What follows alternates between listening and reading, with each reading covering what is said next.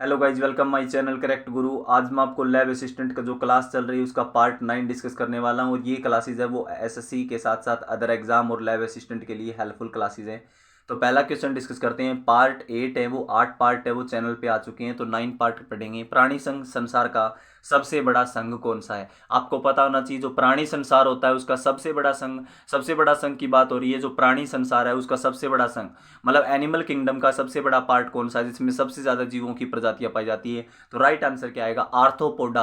Arthropoda है वो जीव जंतुओं का सबसे बड़ा पार्ट है जिसमें जीव जंतुओं की कई प्रकार की प्रजातियां पाई जाती है। तो आर्थ्रोपोडा इसका करेक्ट आंसर होगा। B option is correct answer. जो भी क्वेश्चन है वो करेक्ट गुरु चैनल पे बताए जा रहे हैं। इस क्लास की जो पीडीएफ है वो टेलीग्राम चैनल पे मिलेगी। आप टेलीग्राम चैनल से ज्वाइन होना चाहते हो तो डिस्क्रिप्शन में लिंक दे दिया गया है। नेक्स्ट क्वेश्चन की तरफ बढ़ते हैं। प्राणी जगत का दूसरा सबसे बड़ा प्राणी संघ कौन सा है? प्राणी जगत का दूसरा सबसे बड़ा प्राणी संघ, इसका राइट आंसर आपको बताना है। इसका राइट आंसर आएगा मोल्स्का। ध्यान से पढ़िए क्वेश्चन को।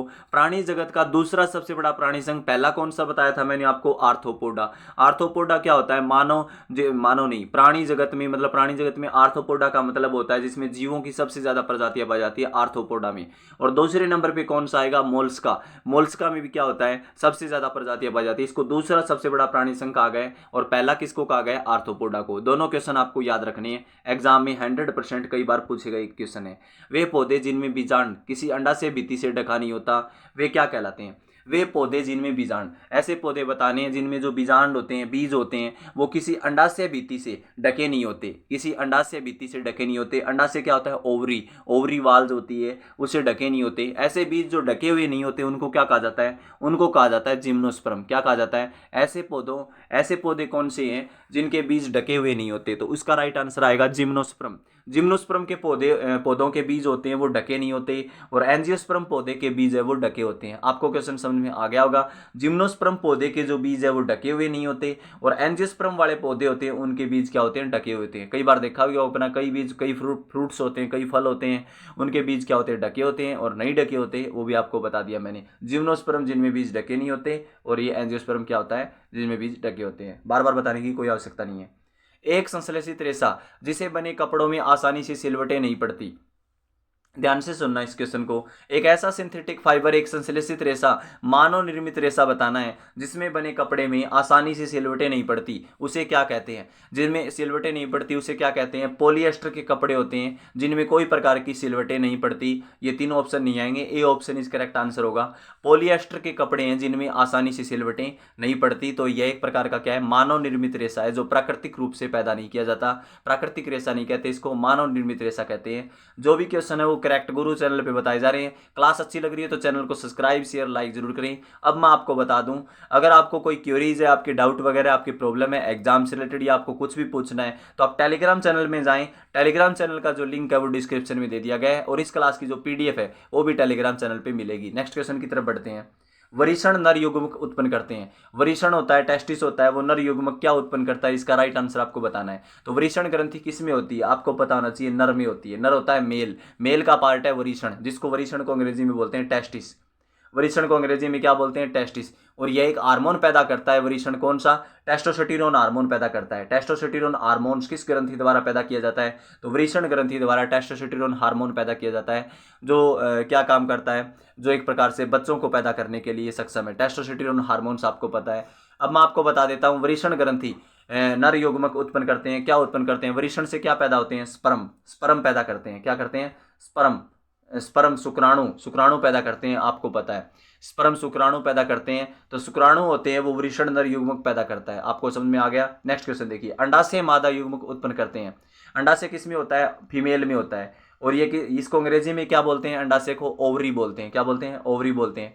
और इसका यह क्या पैदा करता है? अंडाणु पैदा करता है। अंडाशय क्या पैदा करता है? अंडाशय ग्रंथि क्या पैदा करती है? अंडाणु पैदा करती है। और अब आपको बता दूं, फीमेल का जो पार्ट है अंडाशय, वो कौन सा हार्मोन पैदा करता है? Estrogen hormone. कौन सा हार्मोन पैदा करता है? एस्ट्रोजन हार्मोन पैदा करता है। हार्मोन पूछा जाए तो आप हार्मोन बताओगे, और युग्मक पूछा जाए तो आप युग्मक बताओगे। तो एस्ट्रोजन हार्मोन पैदा होता है किसमें? फीमेल में। और किससे पैदा किया जाता है? अंडाशय ग्रंथि द्वारा पैदा किया जाता है। क्वेश्चन आपको समझ में आ गया होगा। अंडाशय मादा युग्मक उत्पन्न करते हैं। अंडाणु क्या पैदा करते हैं? अंडाणु। अंडाणु को अंग्रेजी में क्या बोलते हैं? एग बोलते हैं। अब ध्यान से सुनिए नेक्स्ट क्वेश्चन को। शुक्राणु और अंडाणु का संलयन क्या कहलाता है? शुक्राणु और अंडाणु आपस में मिलते हैं, उनको क्या कहते हैं? उनको कहते हैं निषेचन। क्या कहते हैं, निषेचन। अंग्रेजी में बोलते हैं फर्टिलाइजेशन। ध्यान से सुनना, इस क्वेश्चन को दोबारा बताता हूँ। शुक्राणु और अंडाणु का संलयन का मतलब होता है जब नर का शुक्राणु और मादा का अंडाणु आपस में मिलते हैं, जब इंटरकोर्स होता है, जब सेक्सुअल इंटरकोर्स होता है, उस टाइम क्या होता है, शुक्राणु और अंडाणु क्या होते हैं, आपस में मिलते हैं। उस प्रोसेस को क्या कहा जाता है, उस प्रोसेस को कहा जाता है निषेचन।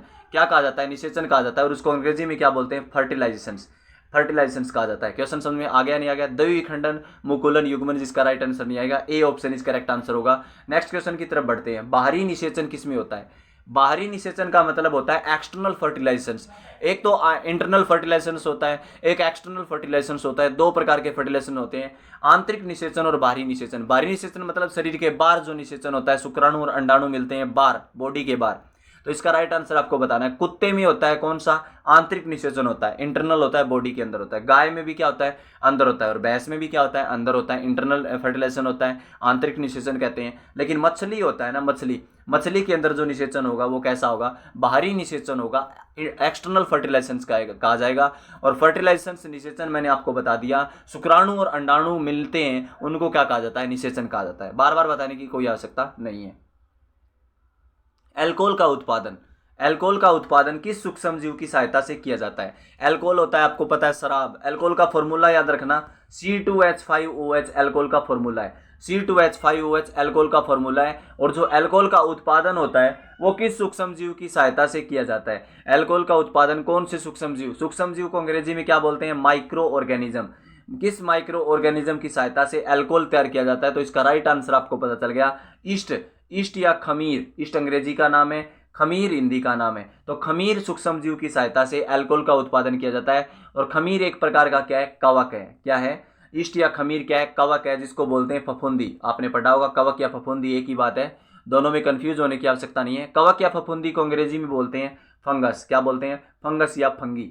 आपको क्वेश्चन समझ में आ गया होगा। अल्कोहल बनाते समय किस सूक्ष्म जीव की सहायता से उत्पादन किया जाता है अल्कोहल का, तो क्या आएगा, ईस्ट या खमीर की सहायता से अल्कोहल का उत्पादन किया जाता है। क्वेश्चन समझ में आ गया होगा। नेक्स्ट क्वेश्चन देखिए, नींबू कैंकर पादप रोग। नींबू के अंदर एक रोग हो जाता है जिसको बोलते हैं कैंकर रोग। पौधे का एक रोग है, नींबू पौधा होता है, उसके अंदर एक रोग होता है कैंकर रोग। किस सूक्ष्म जीव की सहायता से होता है, इसका राइट आंसर आपको बताना है। प्रोटोजोआ होते हैं, कवक, फफूंदी, फंगस पता है आपको।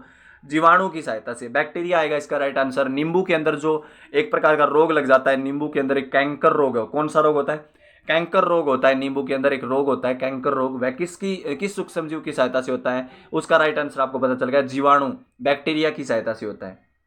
नेक्स्ट क्वेश्चन, बेसिल्स एंथ्रेसिस नामक जीवाणु की खोज किसने करी। बेसिल्स एंथ्रेसिस नामक जीवाणु की खोज किसने करी थी। एंथ्रेसिस नामक जीवाणु की खोज किसने की थी, रॉबर्ट कोच ने की थी। किसने की थी, बेसिल्स एंथ्रेसिस नामक जीवाणु की खोज किसने की थी, रॉबर्ट कोच ने की थी। रॉबर्ट कोच इसका राइट आंसर आएगा, रॉबर्ट कोच ने। आपको समझ में आ गया होगा क्वेश्चन, रॉबर्ट कोच ने बेसिल्स एंथ्रेसिस नामक जीवाणु की खोज की थी। अब मैं आपको बता दूं रॉबर्ट कोच ने और क्या काम किया था। एजा के टीके की खोज है वो भी किसने की थी, रॉबर्ट कोच ने की थी। एजा क्या होता है, अंग्रेजी में बोलते हैं कोलेरा। एजे को क्या बोलते हैं, कोलेरा, जिसमें बड़ी छोटी आंत पे इफेक्ट करता है। ये बड़ी आंत छोटी आंत पे, इसमें उल्टियां आती है। एजा रोग होता था पहले, अब तो नहीं होता।